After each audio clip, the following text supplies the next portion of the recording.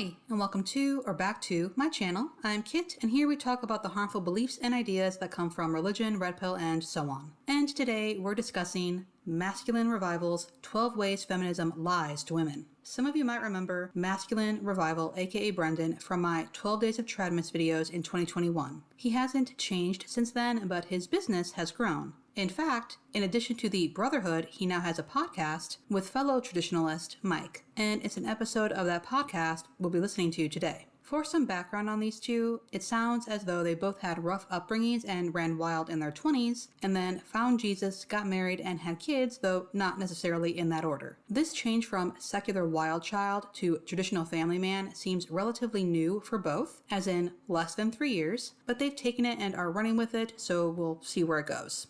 Now for the fun part. First, there is nothing wrong with being masculine or with wanting to be masculine. In fact, I think men probably need brotherhoods, just without the misogyny and the gender roles. Second, feminism can and should be criticized. Nothing is immune to critique, or at least nothing should be. However, if you think the basis of something shouldn't even exist, you can't critique it honestly because you don't believe it and thus have no desire to improve it. Third, there is a lot going on here. They seem to say whatever pops into their head, whether or not it's true. Though that is something I've noticed about conservative media. It's not worried about finding sources for claims made or that they're interpreting any sources they do have correctly, and their audience doesn't care. That, and money, is why they're able to create content so quickly. That being said, I'm putting all my sources in the description box, so please check that out if you wonder where I'm getting something from. Disclaimer's over, let's go. And before we get into it, I don't know Brendan or Mike, and these are my thoughts and opinions. That being said, thank you for joining me, and I would like to give extra thanks to my patrons.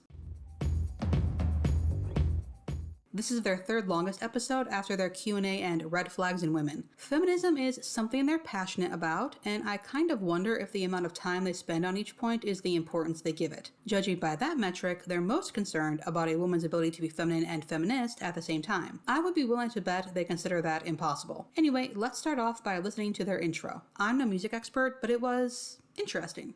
In a world that's falling further into chaos and disorder day after day, a world devoid of masculinity, a world where the most basic tenets of reality have come into question, a world where masculinity is deemed toxic, and men and women are at war with each other.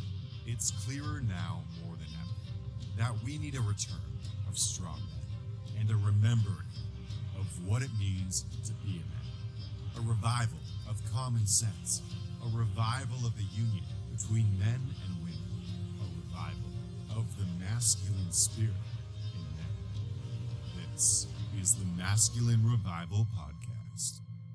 Masterful. They start off telling you that the world is wrong and in chaos, and then, as the music, which sounds kind of like some sort of ancient chorus, which fits in with Brendan's posting of ancient statues, swells, they tell you that this is the right place to be to fix the issues in the world. To be honest, this is a bit dramatic for my taste, but they know how to play their audience. And no, this is not me saying they're grifters. I think Mike and Brendan wholeheartedly believe what they're selling. Anyway, Brendan opens the podcast, they discuss the recent birth of Mike's second daughter, and they both feel like they might end up with all girls, so they have to continue creating this content so there's actually young men to marry their daughters off to one day. Somehow, from here, we go to Brendan asking Mike if he's heard that sperm count is expected to be 0 in 2045. Mike is shocked and inquires about the percentage of women that are going to be single and childless, and Brendan chimes in that by 2030, he thinks it's going to be 45% of women. They say that is so sad and why people need this podcast, and I, of course, looked into this. Unsurprisingly, it's not quite what they say. I've left links below for anyone who wants to read in depth, but in summary, the criticisms of the sperm count study are that the data was geographically sparse and uneven and lacked the basic criteria, such as the age of the men in the study. Also,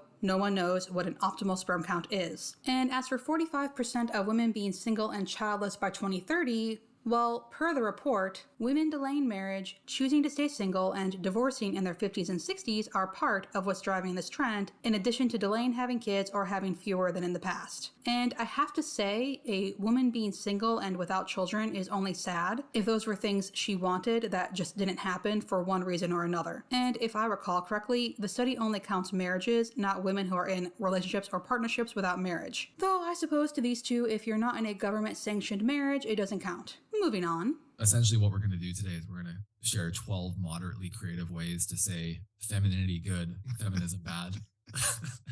That should be the title of the podcast, honestly, dude. Well, I do appreciate honesty. We are two white, toxically patriarchal, misogynistic, alt-right extremist males. With a few good ideas. They said it, not me. Though the misogynist with a few good ideas is from a Rachel Oates video on Brendan's content from 8 months ago. He mentions it in a lot of episodes, which I think means he's bothered. Anyway, they're going to talk about this because the red pill stuff has captured a lot of men and led them astray.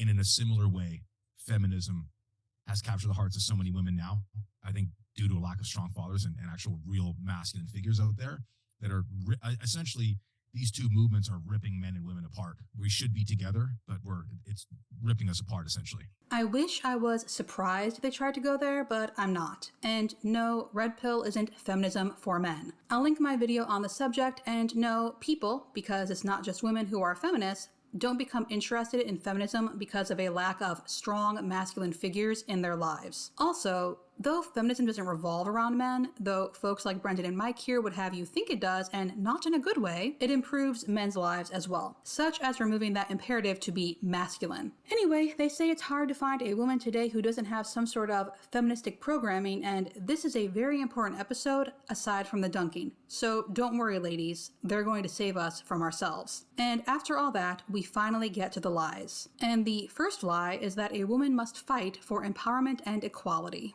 Listen, this idea that you have to fight for your empowerment and equality is fundamentally backwards and flawed, right? It's like the idea is you have to put the armor on and go to battle with the world to establish your worth and your value. I would love to know where this comes from and how he envisions this playing out in the real world. Women are not suiting up in their armor every day to go out and fight for our worth. Our worth is internal. What we suit up for is the world's reaction to women, and to remind ourselves that whatever people might say, we are not lesser because we're women. Listen, putting armor on and fighting is never going to equate to more peace and more femininity, right? It's always going to create the opposite. Your worth is equal. It's a given, right? Equal in worth, different in design. It might sound good when they say that, but it's important to remember that they're equal but different means that men are to go out in the world and lead the family, while women are to stay home and care for the home and kids, which in our capitalist society means that she has to financially rely on the man, which can be a tenuous position. Not to mention that whole submission thing. And if these two truly thought women were equal, they wouldn't think women need to submit to men. I don't care if the man in question is the woman's husband or not. No human should submit to another human. Men and women are equal in worth, and we're designed to fulfill different roles and functions in society. A woman doesn't have to fight for her worth. Stepping into femininity is more about surrendering, letting go, allowing, trusting, relaxing into it, dropping into it, than it is, putting on the armor and trying to prove something. I kind of wonder if Brendan is projecting here. I am a feminist. I don't constantly feel like I have to prove something, and I'm never out looking for a fight. Though, well, to me, I am a person first and a woman second. It sounds like these two want women to just think about themselves as women and not about their humanity. Well, then just women just try to end up, attempting to be like men with that kind of energy. Like you have to put on this armor, go to battle against men, or go to battle against the patriarchy or whatever this invisible enemy is, instead of just like you said, surrendering, letting go, relaxing into your nature, which is, I mean, if you want to put it bluntly, like women are born with incredible worth, and you don't have to fight for equality. You have the ability to give life onto this world. It's hard to find things more valuable than that. So what's the fight for? This is supposed to dissuade women from fighting, and yet he actually proves the point. So to start, the fight is to be valued for more than the ability to give life. Especially considering that's only a part of a woman's life and it's not something every woman can do or wants to do. They're also trying to make it sound as though fighting the patriarchy means that feminists just have a vendetta against men, and no. Men should and do recognize the harm that patriarchal societies inflict, and then there's men like these two who are actively championing patriarchy. And women can do this too, as regular watchers of my channel will know. Yeah, and it's really fundamentally backwards too, isn't it? Because it's this idea that a woman's worth comes through doing what a man can do. Exactly. a woman should be able to work and provide and do all of these. Like, why does that even matter? Because we live in a capitalist society, so being able to financially provide for yourself is important. And in my opinion, it's neither right nor fair to expect men to shoulder the financial burden alone. Also, women have worked throughout history, so I don't know where this idea that working is a masculine thing came from. I think they give themselves away with this though. They'll pay lip service as to how women's worth lies in the home and having children, but really they view paid employment, which is what men do in their world, as more important. Like our value, I think our value is so much more in how we're different and how we complement each other than it is in, trying to get women to have an equal footing with men. Why? Why is that a good thing? Brendan wants to know why women having equal footing with men is a good thing. Because it's important to have control over your life and future, to have a say over your own body, and to be taken seriously as a person. Wow. I can't believe it's 2023 and I just had to explain that. And it's the polarity between men and women that make us work so well by God's design. That's how he intended it. I've never seen a relationship where a man is a masculine man, the woman is a masculine woman, and where it works and it's homogenous and it flows together. There's always some level of friction because she's trying to prove something she doesn't need to prove. You don't need to prove anything to us. No. Right? Great. I had no intention of trying to prove anything to these two anyway. What this conversation is missing though, well, it's missing a lot, but they have no respect for people as people. You're either a man or a woman, and that is the role you fill. Everyone has different strengths and different weaknesses, different hobbies and interests, different personalities and desires, and so on. That is why you can't just say, well, Bobby is a man and Susie is a woman, so they should get married, and Bobby and Susie will just live happily ever after because they're a man and a woman, and that's enough. Relationships aren't so simple. You have to find someone you're compatible with, and humanity can't be boiled down to how masculine a man is or how feminine a woman is. And if it was so natural for men to be one and women to be another, so much time wouldn't have to be spent trying to convince us that we're doing manhood or womanhood wrong. Yeah, and also too, I've heard it put this way, it's pretty interesting that a woman's body actually initiates her into womanhood through her first period. Yep. Right? So femininity is more of an internal thing, and masculinity is more about, it's like an external, you need to kind of go and acquire it. You need to prove it. You need to assert it onto the world, right?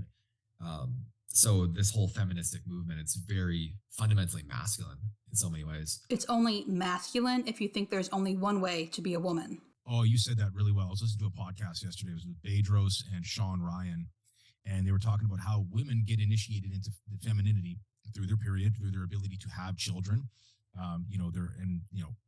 Once they become fertile, I suppose, where they can actually, feasibly, have kids. I hope these two don't think girls can feasibly have kids when they start their period. And I have to say, bleeding every month didn't make me feel feminine, nor did the pain of growing breasts.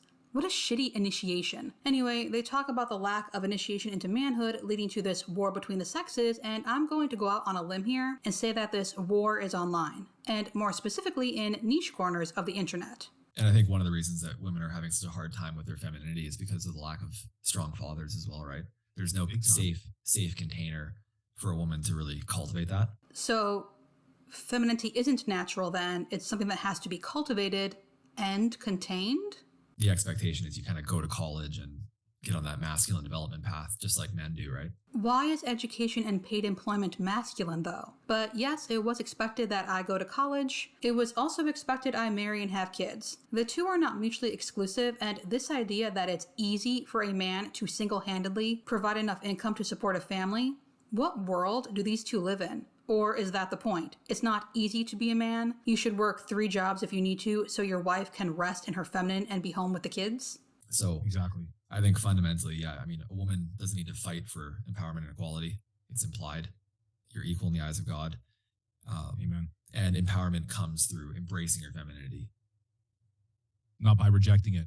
Exactly. If there's one thing to take away from that point, it's that one right there. I love this. 2 men have decided that women don't need to fight for equality, it's implied. And we're already equal in God's eyes, so that should be enough, and if we embrace our femininity, we'll feel empowered. But that would still have us relying on a man to ensure our needs are met. How is that empowering? And what about people who don't believe in God? This one strikes me as a truth. Women do need to fight for equality and empowerment because the instant our guard is down, we'll lose something, like Roe. And honestly, It doesn't surprise me that these two don't understand that and instead try to frame everything around a woman being feminine and how feminism won't allow you to be feminine. Fun fact, feminism allows you to be whoever you are. But we're done with this one and on to the second. Casual sex is liberating. Casual sex is not liberating in the same way it is for women in the same way as it is for men. Wait, so casual sex is liberating, just not for women? I have to admit, that was unexpected. It's just, what are you really getting from it? To me, casual sex is sex you have with someone you've met once and aren't likely to meet again, but Google is telling me it's sex outside of a committed relationship. So apparently I am a casual sex haver, and as for what I get out of it, I imagine it's very similar to what they get out of sex with their spouses. You don't have to date or marry someone to care for them or to want to be intimate with them. And to be honest, this is an inappropriate question. Why strangers have sex and who they choose to have it with is none of their business. Mike then states that women are giving themselves away, and then adds that chastity matters both ways, though he's apparently saying this so women don't come for them. And it's painfully obvious that he thinks women having multiple sexual partners is much more serious than if a man does. But essentially, you're undermining your own worth by buying into this sexual liberation lie. Case in point. And another reason women do have to fight for equality and empowerment. I am not my vagina. Is he going to compare women to cars next? By going out and pair bonding with... Pair bonding, the way these folks think of it, is not a human thing. Article linked below for anyone interested in reading about the meme of promiscuity and pair bonding. A bunch of men that probably don't care about you. You don't really care about them because, you know, you're supposed to gain all of this experience. So my question is, what is this experience gaining you? You have nothing to gain and everything to lose. And the reality of it is, too, is that a lot of women come out plus 25, plus 30, having slept with X amount of guys, wondering, and listen, we are not to say that a woman who's repentant of her past cannot be forgiven. That would undermine God's grace fundamentally.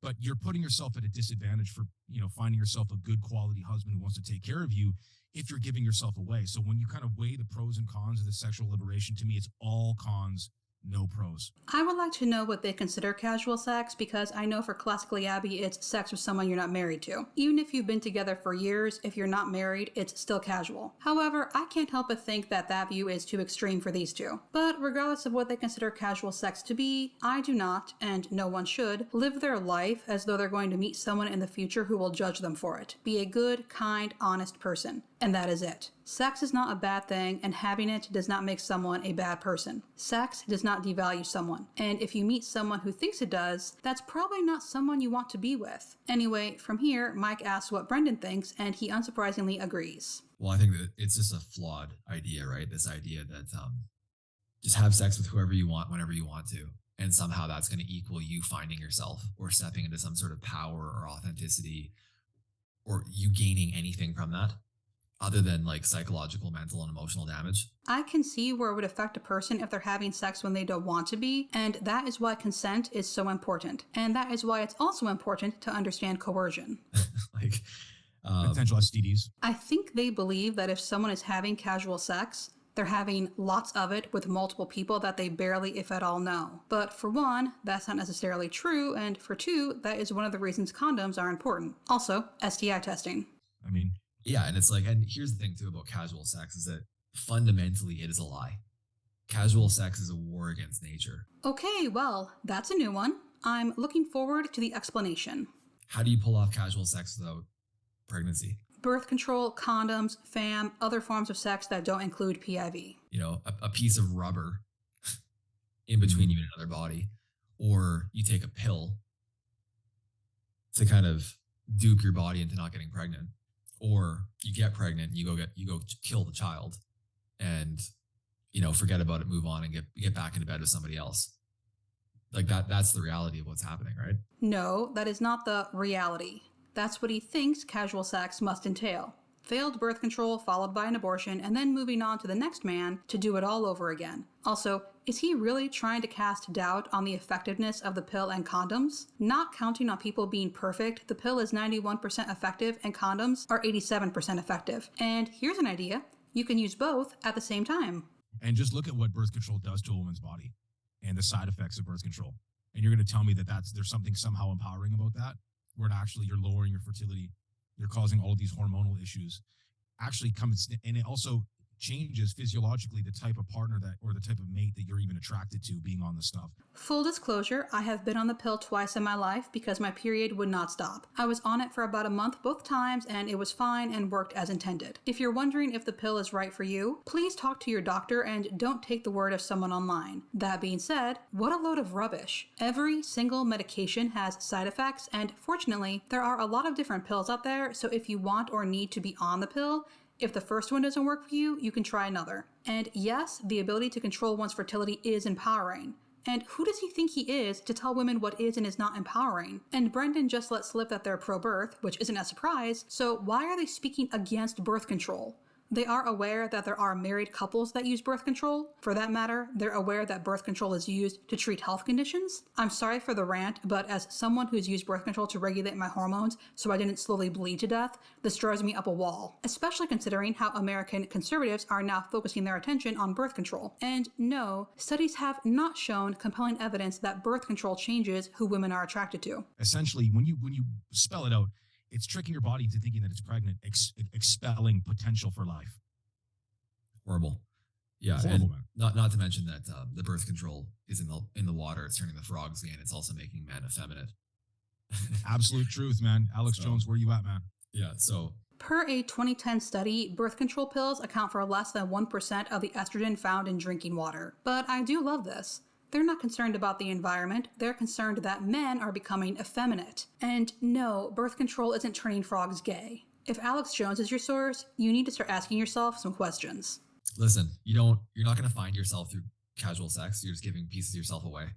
Essentially, we talked about this in a previous episode. What you're doing is you're reaching into the future and you're stealing joy, intimacy, pleasure, and connection from your future marriage. So basically, these two are conservative Christians who don't want people to have sex outside of marriage. And from here, Brendan talks about the OnlyFan meme. OnlyFans, but it's just one fan, and you bear his children and he takes care of you for life. And that is, according to these two, the way. Brendan asks if Mike has more thoughts about casual sex culture, and Mike says he thinks it's degenerate, and once the West purges itself of this, we will collectively head in a way better direction. Per Mike, marriage breakdowns can also be attributed to people not valuing chastity anymore, and Brendan ends this section with a quote. So let's end on this quote from Eric Kahn. He says, "It is mere insanity to think a woman is free when she's exposing her naked body to millions of strange men, but oppressed when she's lovingly serving her household, husband, and children." Boom. Well, that's the inversion of feminism, right? It's Satan's lie to women. Ah, yes, the obligatory feminism is of Satan. I should have made a bingo card. Anyway, I've said this before, but I'll say it again. A woman choosing to serve her family is one thing. A woman doing so because she has no other option, because she's been told that's what her life is supposed to be about. Yes, that is oppression. Backing someone into a corner is oppressive. That is not hard to understand. And now the main subject. The third lie feminism tells women is that we can be feminine and feminist. You see this a lot in my comment section, right? Women say, no, you can be both. You can be a feminist and feminine. No, you can't.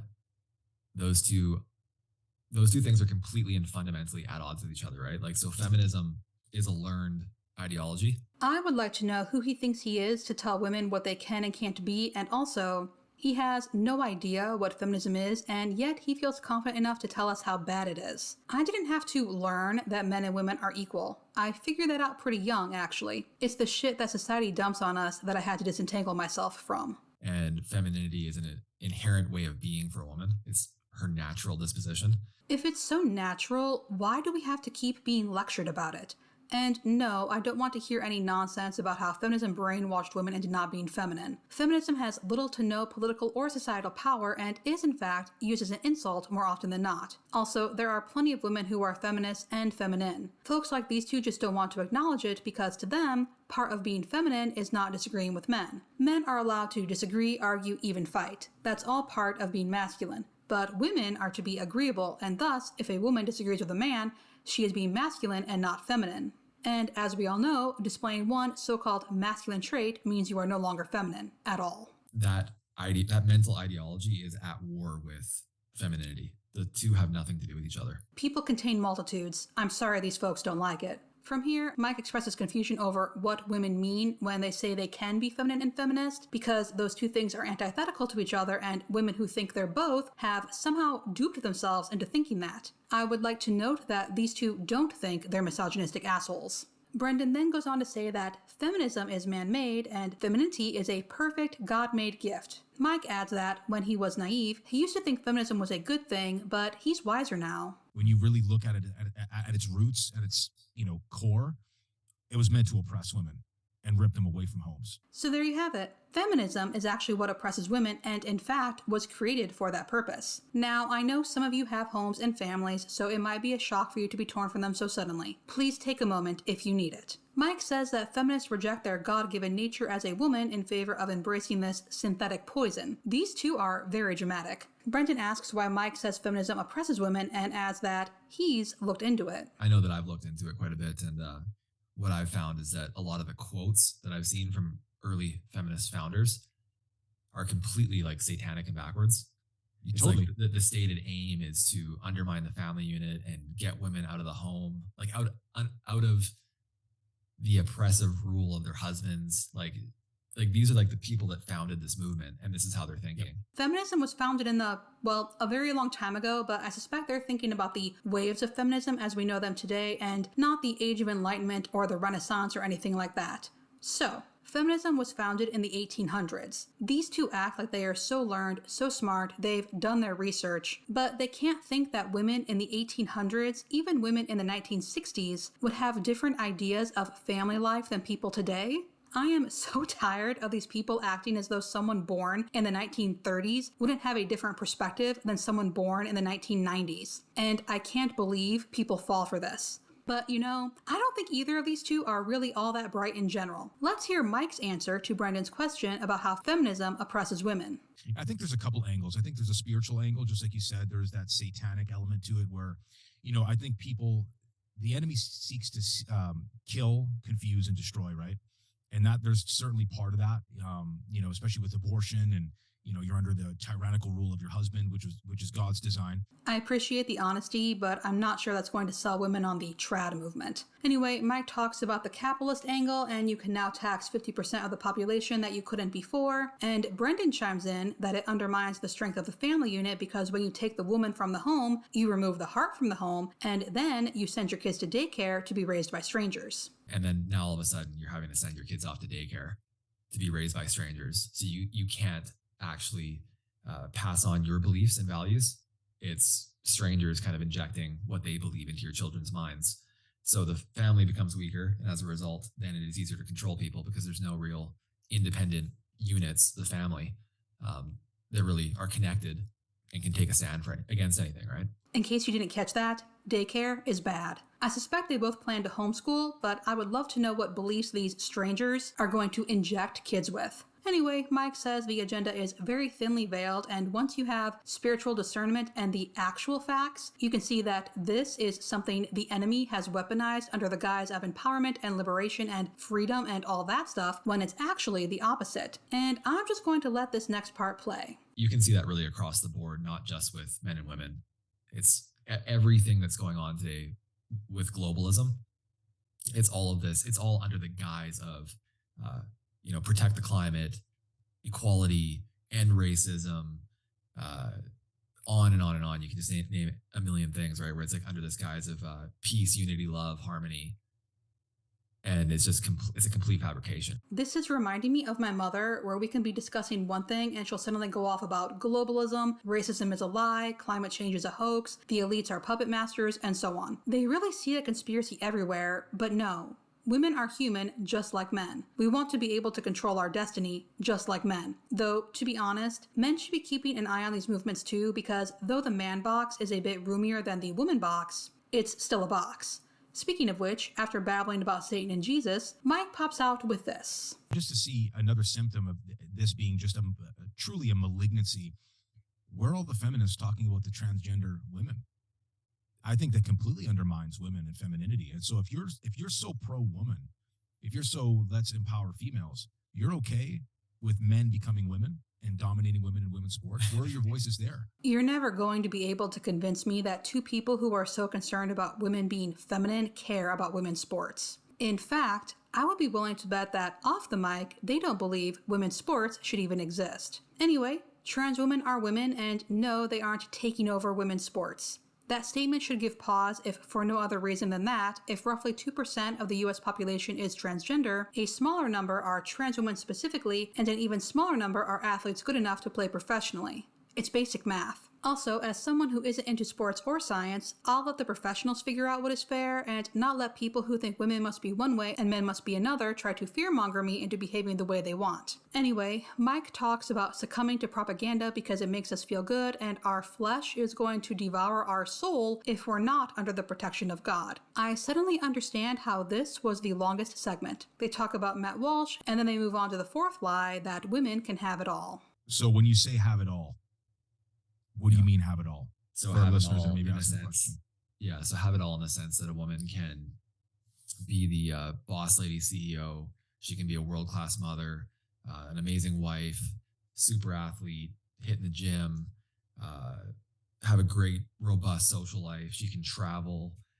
She can do all of the things exceptionally well all at the same time. Like that is essentially what feminism says, right? Is that women can have it all. You can work, you can have a family, you can keep a home, you can do all of those things because you're a woman and you're amazing. One of these things is not like the other. The first description is something no one can do, regardless of their sex. And to be honest, I doubt anyone actually wants to do all those things he mentioned, especially not at the same time. And as for the you can work, raise a family, and keep a home, yes. It's not about women being amazing, it's about adult responsibilities. If you want to be a stay-at-home parent, there's nothing wrong with that, but there's also nothing wrong with wanting to work. And trying to imply that a woman can't possibly be a good wife or mother if she has paid employment does a disservice to those who work because they have to. And then they're surprised why the majority of these women that try to do all of these things end up addicted to pills, are in,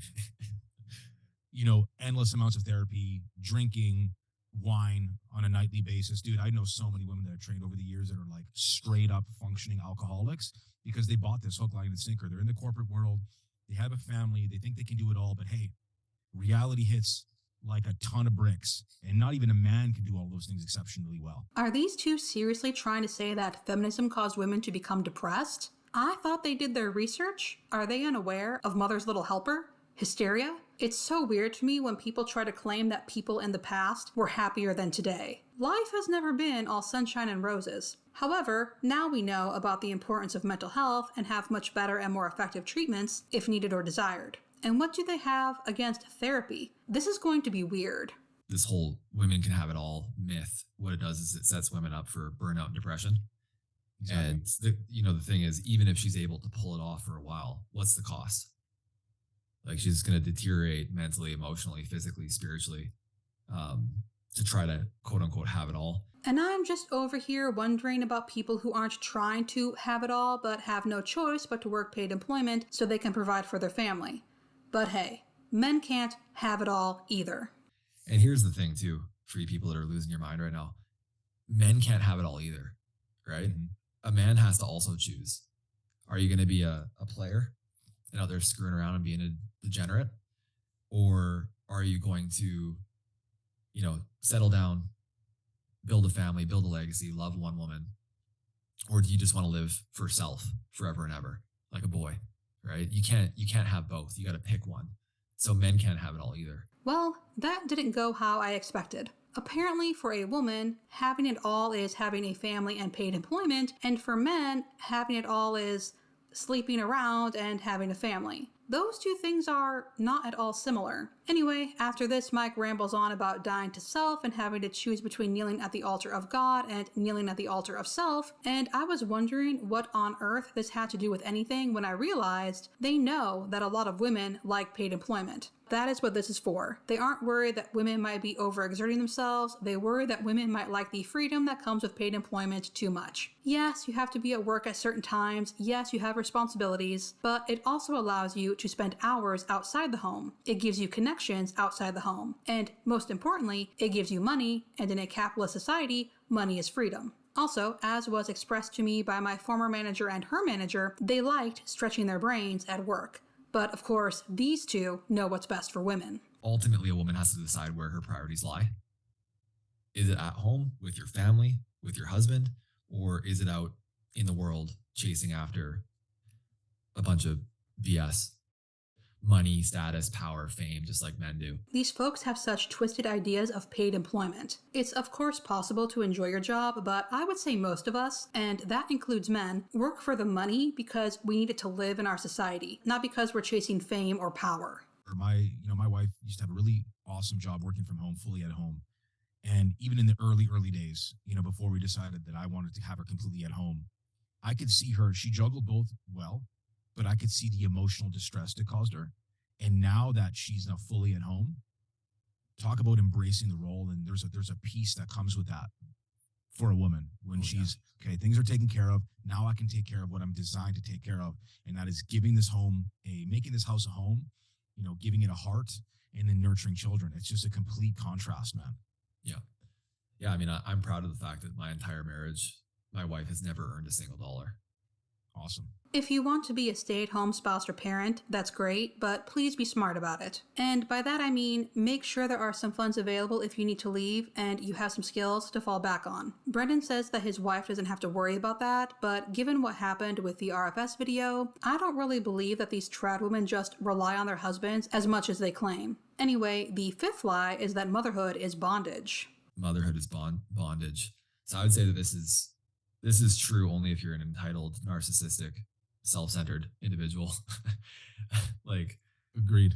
If you're living that way, yeah, I mean, you're going to have to surrender obsessively and neurotically focusing only on yourself forever and ever, which is actually a good thing because happiness in life doesn't come through obsessive focus on yourself. I don't really understand this. Feminism doesn't say that motherhood is bondage, and if someone thinks that, they're probably not going to be having kids. It comes through, channeling your love and care and energy and time and effort and attention into the people under your care, your children, husband, your home. Like, that's where it comes for women. It's not obsessive and relentless self-focus as the world might suggest. Unsurprising, because as I've pointed out in some previous video, per these folks, the last thing a woman should be concerned about is herself. Anyway, Mike's contribution is a question. To people that even say this with a straight face is, what's the alternative? What's the alternative? You can ask this question to men too, but women, what's the alternative to motherhood? I'm sorry, does he really think that if a person says parenthood is bondage and means it, they should have kids anyway because what's the alternative? It's just a life of being an ancestral dead end, living for yourself and going on vacations, being a dink, dual income, no kids, vacationing endlessly. You just love How many margaritas do you think you could have? Yeah, I love that one. So it's so good. How many margaritas do you think you can have on the beach? How many times do you think you'd watch Sex in the City while drinking wine and waking up hungover and going to wherever the hell you would buy clothes? And when do you think you'd get tired of that? Probably pretty quickly. Yeah. I can only conclude that they have been binging Classically Abby's content because this is her thing, minus the ancestral dead end comment. Are they aware that not everyone can have children? When these folks denigrate people without kids, they are also telling infertile people that their lives are frivolous and without purpose. But there are plenty of ways to live. Shocking, I know, but one can live a fulfilling and meaningful life without kids. These two can't see past their own noses. And newsflash, cats are not children. Oh, thank you. Dogs are not children. No. Okay. Fur babies. Get the hell out of here with that shit, dude. My fur babies. Please, man. That's rude. And how people choose to refer to their pets is none of their business. Of course, that is something tradcons have a hard time wrapping their head around. How other people live their lives is none of their business. Anyway, they talk about some meme on how dogs will eat your face when you die, and Mike says he doesn't think his kids would do that, and then we return to the question of what the alternative is to motherhood. Brendan says he doesn't know, but hey, at least they address my question. Okay, let's just address this because I'm sure that there are some people thinking right now, well, what if a woman's infertile? I was just going to say that. Well, I mean, you could adopt, or maybe God does have another plan for you. But I think what we need to make clear here is that on this podcast, we're talking a lot about the general rule and what applies to most people. A lot of what we say, it's like 99+% of the time true. I doubt that, but anyway, this is such a cop-out. They don't want to grapple with the idea that, yes, life can be meaningful without kids, so they just ignore the fact that infertile people exist and claim they're just addressing the majority. Anyway, they talk some more about outliers, and Brendan says that most people are going to be happier getting married and having kids, and I'm at a loss as to why we can't let people make that decision for themselves. And then for some reason, Mike brings up transgender people again, and men, if you're wondering, your options are family man and monk. Choose wisely. This next bit will be presented without comment because I have died from laughter. It's just weird how backwards everything is, right? It's like motherhood is bondage. No, motherhood is actually liberation. Motherhood is purpose. Motherhood is joy. Motherhood is legacy. Motherhood is insert 25 other amazing good things behind that statement. It was too much. I had to resurrect just to comment on this. Does this really work? Talking up motherhood to convince people to pursue it? Having kids is work. I'm sure it is joyful and rewarding too, but if someone honestly believes parenthood is bondage, no amount of adjectives is going to convince them otherwise. And honestly, that's a good thing. People shouldn't be having kids if they don't genuinely want them. These two have the same problem as Abby. So long as the kids are born, that's all that matters. How the kids are treated, how they're raised, that doesn't matter to them. Do they really think that kids born to parents who don't want them will have a good life? Anyway, they talk about people with spirits of contention and bitterness, and if you're outraged, your issue is your lack of submission to God. And in one breath, Brendan brings up and dismisses the idea that kids are expensive because people have always experienced adversity. And, well, I don't want the men to feel left out. No, exactly. Especially when the men say that. It's like, you are pathetic, feeble, beta male. I hate using that term, but you're a beta male. If you're a dude that complains about children being expensive, you're a beta. You're a beta because you like to have your weekends off. You don't want to work 2 or 3 jobs. You're just a fool. Yes. How dare you want weekends off? Don't you know that men are meant to work until they drop dead? Anyway, they follow this up with some self-congratulatory nonsense. I have 2 daughters now, praise God. You have a daughter, you're going to have more kids. They're not actually that expensive. No. At least not at this stage. I have a almost 2-year-old and a few day old. Like, they're not expensive. Like, where the hell are you getting this, guys? Yeah, my daughter lives on breast milk alone, so same. Like, what are we talking about here? A $5 shirt from Walmart? Like, come on, bro. People are fuming, bro. I'm not fuming, but I am in awe of how lacking in self-awareness 2 adults, both married with children, can be. Has it occurred to them that cost of living varies in different areas? Has it occurred to them that not everyone wants to give their kids the bare minimum? Has it occurred to them that their tune might change once their kids get older and once they have more than 1 or 2? There should be some sort of humbleness here, a realization that they don't have everything figured out, and instead they're laughing as though 5 kids down the line, they won't run into additional expenses. Your kids can't live off breast milk forever. Anyway, after this, we get to the 6th lie, which is that a strong woman doesn't need no man. A strong woman doesn't need no man. What an utter crock of shit that is. No, it's complete crock of shit. Why? Explain to them why. Yeah, so, well, fundamentally, men and women need each other. If men and women separate isn't a thing, that doesn't even, like, the future comes through us in union together, men and women. Hope comes through union with us together, right? Like, there is no alternative to that. It's like, yeah, you do need a strong man. I also need a woman. Men need women. Like, what are we talking about here? So basically, this episode of Feminist Lies is actually just lies anti-feminists make up about feminism.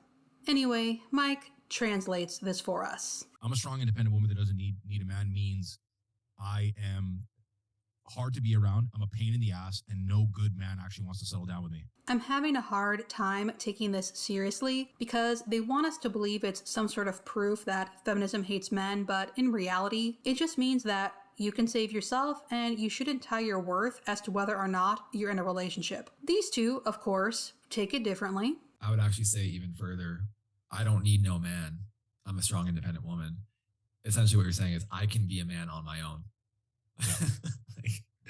They chuckle over that and mock it, even though that's their own interpretation and not what people are actually saying. And then this. And then these women wake up past, like, in their 30s, They wake up out of the hangover that their 20s and 30s have been with like over 100 bodies, and they wonder, yeah, that other alternative, that settling down with that good guy when I was in my 20s was probably a better idea for me. Mike, your red pill is showing.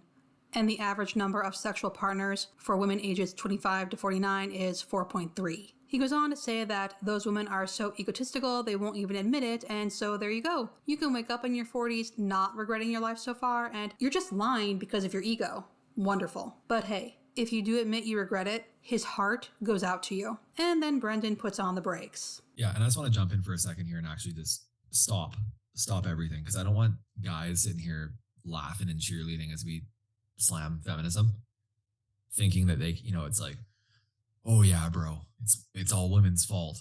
Like, these red pill guys are probably just, they're coming onto our team now. They're rebounding from the Andrew Tate episode, and they've come onto the team and they're cheerleading us again, right? It's like, yeah, feminism, and you need to like lead your life and be a man and not participate in this degeneracy and porn and all this garbage that's going on out there. Like, we have a responsibility in this. We're going to talk hopefully more about that later.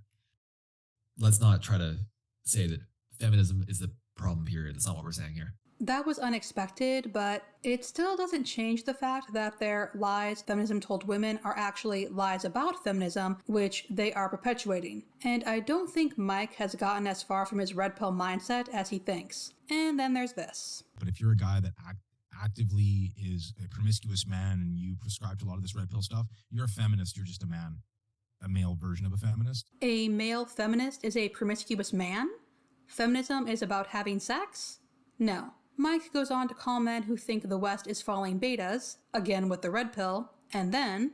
good, strong, masculine men can actually lead women out of feminism. So stop complaining about them, because you complaining about them makes you actually worse than one of them, because you're a man, you have a responsibility, and you can actually do something right by it. But instead you choose to complain. And those guys that sit by the sidelines and they complain, they screech from the mountaintops and unfollowed, bro.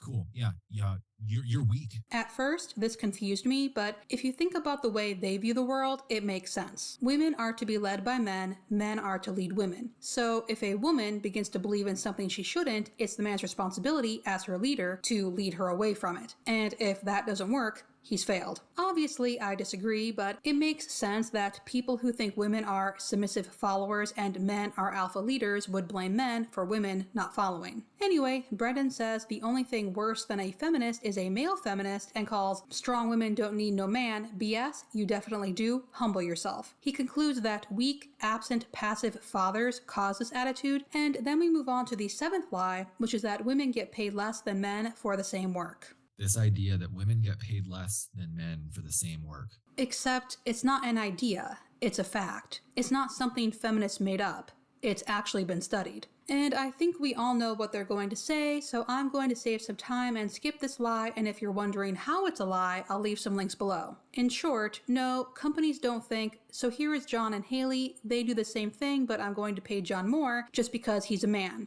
That is illegal. There's a lot more that goes into it than that, and I was about to write a whole thing about why they don't ask themselves why the wage gap is gendered, why there's a racial disparity, how we can change that, and then I realized it's because they don't want to make things better. They want to go back to a time that they think was better. For themselves and people like them. I did listen to that section just in case they said something new, and they didn't. Mike told us that you'd have to be a smooth-brained mouth breather to believe that was true because only women would be employed if it were. Brendan agrees. Mike says that men created departments for women, like HR, so we wouldn't scream and shout, and that is so ridiculous. Has he ever had a job? Companies don't create whole departments because people not even employed by their company demand it. And the first HR department was created at the beginning of the 20th century when women didn't even have the right to vote. But sure, companies were bowing to the pressure of women. Anyway, on to the eighth lie that patriarchy is bad and evil.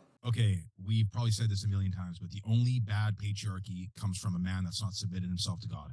Because a man cannot properly wield and yield that power without his own submission to a higher authority. Except they all say that. That is the umbrella of protection all over again. The problem with this notion that children submit to parents, women submit to husband, and husband submits to God is that God is not physically present. I'm sorry if this offends any Christians watching, but it's very easy to justify whatever you want with God laid it on my heart or God called me to. Hats off to whoever invented that umbrella though. they managed to make the man accountable to someone only he can hear. Even will he be willing to say that patriarchy without a man's submission to God is not patriarchy at all?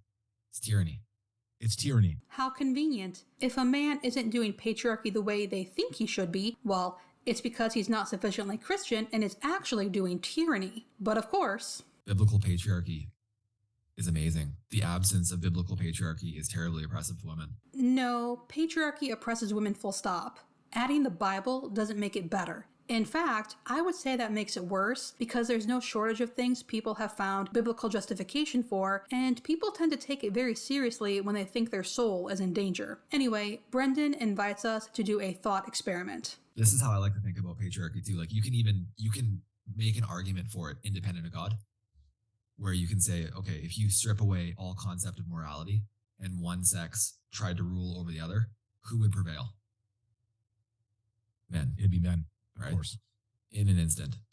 Like if there was no good or bad, right or wrong, whatever. They just told us that patriarchy can become tyranny if the man isn't submitting to God. But what does that look like? How does one deem someone else is submitting to God when those relationships are so personal and internal? If you disagree with how Sam is leading his family, does that mean he's not submitting to God sufficiently? How would you go about that conversation? What if Sam disagrees? And more to the point, how can you think, oh, I'm stronger than that person, so I should rule over them? How was that Christ-like? They try to spin patriarchy as something that looks out for women, but men could do whatever they wanted to women.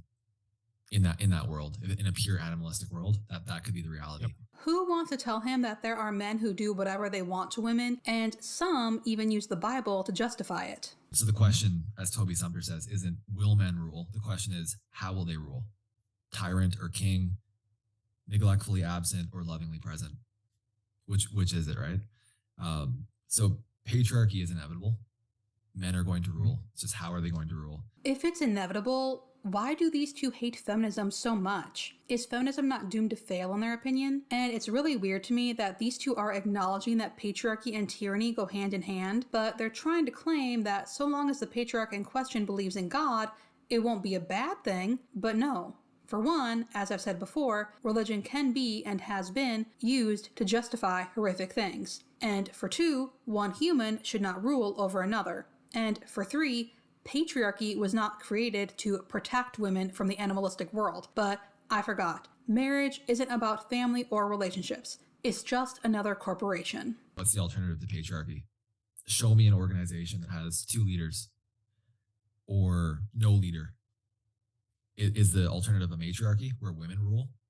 Like, what is the like, or is it this 50-50 nonsense where we pretend that gender doesn't exist? So basically, these two don't want to be ruled over. Got it. But if you think of your partner as a person and not a thing to be controlled, you can communicate and compromise, work things out as a team. It's not about pretending gender doesn't exist. It's about not allowing gender to dictate your life. Your relationship can look however you want it to. It doesn't have to be traditional gender roles or 50-50. Anyway, does anyone know what he's talking about? They've tried to do this in Scandinavian countries, namely Sweden, where they try to flatten the differences out between men and women. They try to make it purely egalitarian. And what happens is men do things that men do, and women do things that women do.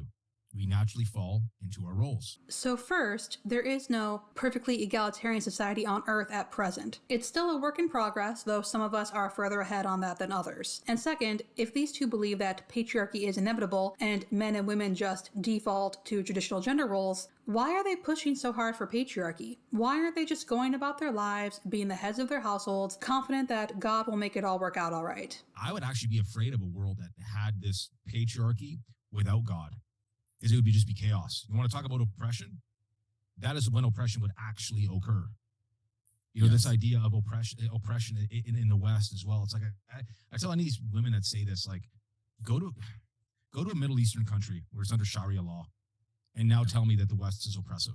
Tell me that a loving Christian man that wants you to obey him and submit to his will the way he submits to God's will is somehow patriarchal and toxic and oppressive. I'll show you toxic and oppressive. Yeah. No, it's utterly and completely delusional.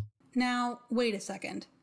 The Middle East is most definitely not a good place to be a woman, but that does not mean we stop trying to improve the country we live in. And honestly, oh, you think it's bad in the West? Well, look at the Middle East. The attempted diversion is painfully obvious, and Mike, Brendan, if you two had your way, we would be following in their footsteps. I don't buy for 1 second that either of them wouldn't jump at the chance to have biblical law implemented as the law of the land. And did Mike hear himself? Obeying and submitting to your husband isn't toxic and oppressive? Who does he think is oppressing women in the Middle East? Guess what? They think they're following what God wants too. Does he know where Sharia law comes from? Yes, I am aware of all his qualifiers, but requiring obedience and submission on the basis of your sex is a short road to that toxic oppression he seems to think could never exist in the West. You ever seen that Paul Joseph Watson guy on YouTube?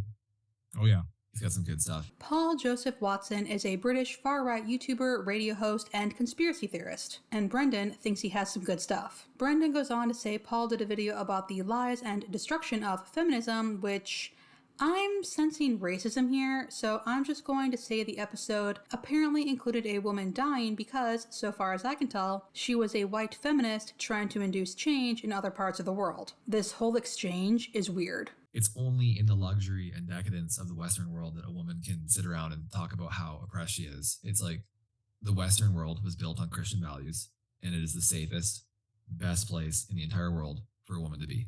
And it's not a coincidence that the West was built with those Christian values. I'm getting some dog whistles here. The West, Christian values. Who would like to tell him that those have changed over time? And who would like to tell him that men don't get to judge whether or not women are oppressed enough to be upset by it? Mike chimes in that men are partly responsible for feminism because they haven't led like they should, but women have to take some culpability as well, and You want a place where your femininity can flourish. It's not going to be as a feminist. It's not going to be free of patriarchy. I don't want my femininity to flourish. I want to flourish. I am human first and foremost. Mike babbles on about how fewer marriages and children are the fruits of feminism, and Brendan says we need more patriarchy. I can only conclude to force women into marriages so they can have kids. Brendan indulges in more racism, and we finally move on to the 9th lie: women should strive to be more than just mothers, wives, and homemakers. Women should strive to be more than just mothers, wives, and homemakers.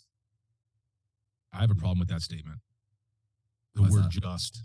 Well, yeah, exactly. It's What? just in quotations. You're the ones who put just in quotations. Feminists know and understand that motherhood is work. Housework is work. We are not the ones dismissing unpaid labor. I have little hope that this section will give us anything new, but Mike does wax poetic about the birth of his second child. What I witnessed on Friday for the second time when my wife gave birth was one of those examples where it was so sobering to me. I said, I can't believe women actually actively reject this act of, it's a miraculous design that it is entirely exclusive to women, plus their nature. Well, Mike, the people who would be the ones getting pregnant and giving birth have a lot to think about besides how amazing it is. And there is nothing wrong or bad or shameful with deciding childbirth, parenting is not for you. And that was pretty much it. Brendan talks about how amazing the birth of his daughter was and how it's upsetting to see motherhood degraded, and then they move on to the 10th lie. Let's just keep moving here. So, biblical femininity is oppressive. No, that's not true. No, I think we can just say no to that one. We kind of touched upon that. That's kind of like the other angle of saying that patriarchy is bad. No, biblical femininity is, not to say the most pure form of femininity. To me, it's the only true form of femininity when it's within that sort of patriarchal structure. Talk about having the best container, ideal container for that energy to truthfully thrive the way that it's meant to, right? Yes, it's the ultimate path for feminine flourishing. And I love what Toby Sumter says. He says, a man is the glory of God. A woman is the glory of man. So a woman is glorified. Well, that sounds very nice, but it doesn't take away from the fact that, well, let's see. Men are to submit to God and are the glory of God. Women are to submit to men and are the glory of men. To me, that just sounds like women are lesser beings, not glory glorified. Of course, Brendan does say this. In the creation order, a woman is beneath her husband, but that has no implication on her worth or value or her standing before God. Yeah, no, exactly. It's just literally the order of God's design. And so equal in worth, different in roles, and how we act upon this world does not signify a difference in worth whatsoever. So, according to these two, women were created after men, which means women are beneath men, but not in God's eyes. Is that the game we're playing? Women are inferior to men because they were created after, and men are typically larger and stronger, but it's okay because in God's eyes we're all equal, we just have different purposes? Different but equal isn't a good look, and that's small comfort for people currently on Earth, including people who don't believe in the Bible. And I'm sure they would say they wouldn't expect non-Christians to follow their beliefs, but I'm also sure they do their best to vote in politicians that would make their dreams a reality. Also, Brendan began posting this content before he converted, so I don't think religion is really a requirement. Though, speaking of religion... And I'm not going to say that, women are worth more than men are, but there's certainly a reason why men have died next to each other in foxholes to protect the home and to protect femininity. Yeah. Because life comes from it. I recently finished Bodies Under Siege by Sean Norris, and this is sounding familiar. In her book, Norris ties the current attacks on human rights to a global rise of fascism. And in the most succinct terms, in fascist societies, women are for the home and children, men are for the nation and war. That is why trad women are posting homemaking and child-raising content, and trad men are posting about how you have to provide and protect. And both post about patriotism. And fascists are also afraid of freedom, which is why you've never seen a trad person support feminism, LGBTQ rights, or, well, anything that goes against what they've deemed good and normal, which also plays into the fascist mythic past that Norris speaks of. The far right justifies its notion of the natural order through its decimation of the fascist mythic past, typified by patriarchal authority and achievable through warfare. She goes on to write, mythic is the key term here. The past evoked by far-right forces and authoritarian leaders never existed. Great Britain was never a white nation. Black people have always lived in London. The empire was a brutal, violent, cruel, genocidal operation. LGBTQ people have always existed, and women have always had abortions. There has never been a time of pure patriarchal dominance. Women have always exercised their own economic independence, practiced abortion and contraception, and fought back against male supremacy. But truth is beside the point when presenting a fascist mythic past that strains toward an imagined history where men were men, women and black people knew their place, and LGBTQ people were forced into the shadows. Creating this past allows the far right to position movements such as feminism, Black Lives Matter, and LGBTQ rights as malevolent, unnatural, and destructive forces set on attacking the status quo and the natural order of unfreedom, which can only be restored via violence and conflict. It's not exactly an uplifting read, but I recommend it. Anyway, Mike and Brendan talk more Bible and conclude, biblical femininity is not oppressive. Not at all, man. And it's no coincidence that the marriages that I see where a woman is fully in that role, she's the happiest. She's the most fulfilled. It's not to say she doesn't have downtimes. I'm going to remind everyone that social media is curated and we only see what people want us to see. But I do tend to believe that people are creating content they actually perform, believe, and enjoy. And Mike has confirmed that homemaking and child raising is what women are best suited for because when he sees things that follow this narrative, the woman seems happy and fulfilled. However, and this is what makes me so angry about seeing those, you see those TikToks that go viral of the woman literally filming herself, so exhausted, watching after a toddler, screwing up dinner. Oh, my husband doesn't help me. That it completely undermines the true experience that women go through because there are going to be downtimes for sure. But when you peel back the layers, even if you ask my wife, even with the hardship, would she trade it for anything else? No. It's the most beautiful place that she could be. That's great for his wife, but who is he to say this woman he doesn't know is secretly happy and content? If you say women doing things you think they should be doing and looking happy about it is confirmation that that is what women should be doing, you have to keep that same energy for women doing the same thing and not looking happy. Anyway, Brendan goes off about how being a biblical woman in a biblical marriage is happiness, and it's women on the outside looking in that are screaming at biblical women that they're oppressed and actually unhappy. And then Mike jumps in with my most favorite thing. And all that is just a pure manipulative projection because those types of women that say that kind of thing are so jealous. And so they can't actually vocalize or show their support. So it's like the crabs in the bucket, right? Like misery loves company. That's what I think the intention behind those words are for sure. So does that mean every time someone disagrees with me, they're just jealous? Come on. I am very over this notion that if you disagree with something someone is saying, it's because you're jealous. Anyway, they never clarify what people are supposed to be jealous of, and we move on to the 11th lie, that you can be healthy at any size. So the next lie of feminism is that you can be healthy in any shape or size. This is a biological absolute farce, dude. And up ahead, confirmation that Brendan and Mike are terrible people who just want to look down on others. But when a woman has a couple of children and bounces back, she gets all this hate and this seething hatred. My wife bounced back to pre-pregnancy weight within like 8 months because she takes care of her body. Because she's meant to, we're called to, as followers of God, to glorify the temples that He's given us. But then these fat, disgusting, feminist, unhealthy women are getting all this glory and praise. I haven't seen anything to indicate that either of these two know anything about exercise, nutrition, genetics, or anything that would qualify them for this discussion. I'm skipping the rest of this section, but I want to note that telling someone they're fat, they're disgusting, they need to work out, they should go on a diet, etc., is not the way to help someone. As I understand it, that is part of health at every size. Regardless of your size, you should still take care of yourself and you should still care for yourself. Tough love tends to lead to giving up because if nothing is changing, you're not seeing the desired results. What's the point? That isn't good. And I believe that was part of the idea behind that movement, to let people know that even if they don't achieve a conventionally attractive shape or weight, they are still worthy of healthy foods and movement that feels good. Anyway, we're now on to the 12th and final lie. Men and women are interchangeable in marriage and society. The last lie: men and women are interchangeable in marriage and in society. No.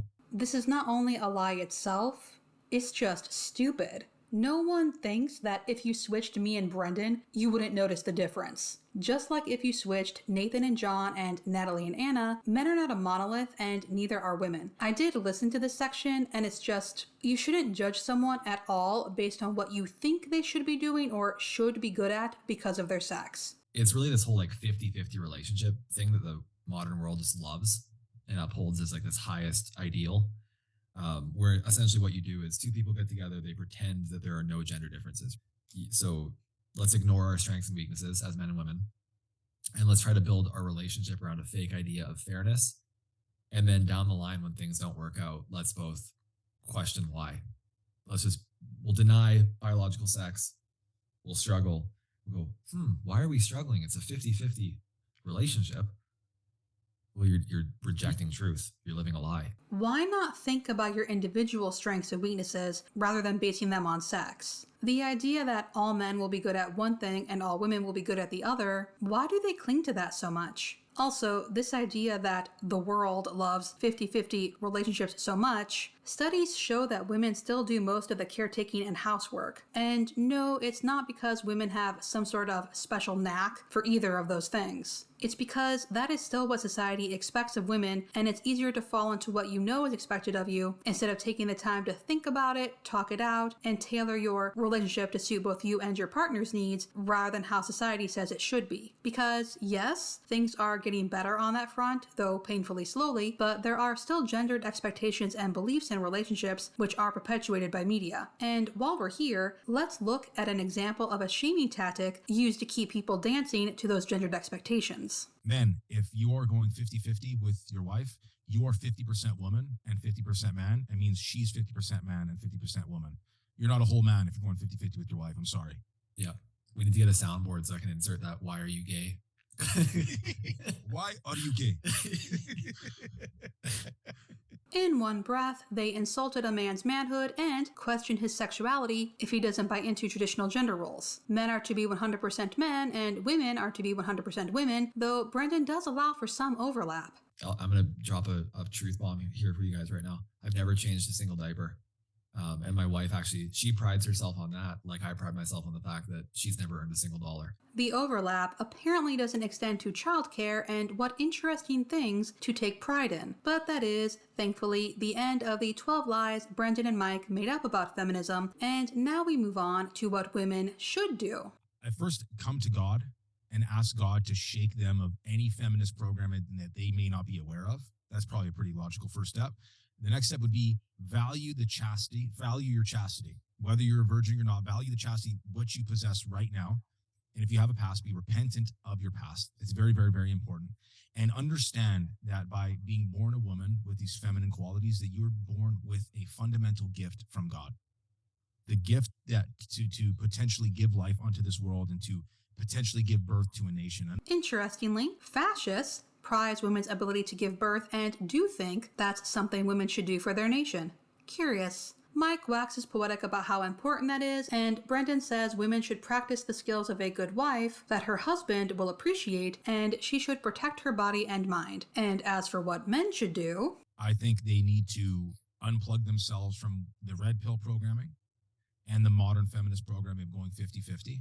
But a lot of men find themselves entrenched in this red pill stuff because of feminism, and understand that you are acting like a male feminist. You're actually worse than a feminist. Again, red pill is not feminism for men. And male feminists are worse than feminists because a woman believing she's human is bad, but a man believing it is just beyond the pale? Wow. Anyway, Mike adds that men should embrace being the provider, protector, and leader, honor their own chastity, and if you're in a relationship and the gender roles are confused, it's up to the man to correct that. Also, ask God for wisdom and give your will to him. And Brendan advises, well, men, what you need to do is you need to find a good woman, right? That may even have, and most likely will have, some level of feministic programming.